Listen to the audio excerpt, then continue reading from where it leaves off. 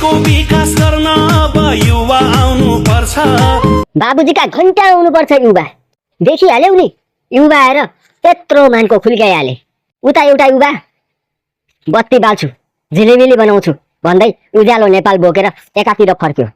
अनि अर्को युवा उता शरम गराउँछु संस्कृति बचाउँछु भन्दै माटो बोकेर एकातिर फर्क्यो। नयाँ नयाँ युवाहरू अब जुटेर जाने भए, अब देशमा विकास हुने भयो भनेर त्यत्रो जनताहरू भरमा परेका थिए अनि खुसियाली मनाइरहेका थिए। तर नयाँले पनि देखाइहाल्यो नि उही छाँट, उही कुर्सीकै पछि अनि उही पदको लोभमा आफ्नो आफ्नो पार्टी खोलेर आफू लडेर मरे। यस्तै हो भने फेरि नयाँले होइन उही पुरानैले जित्नेछन् र उही पुरानैको पुरानै शासन आउनेछ र भएका यी नयाँहरू पनि सबै खोरमा जाकिनेछन्। यही नै हो यथार्थ। जुट्नु पर्ने बेलामा फुट्नुको परिणाम पछि भोग्नेछन् अनि बल्ल यिनीहरूको चेत पस्नेछ।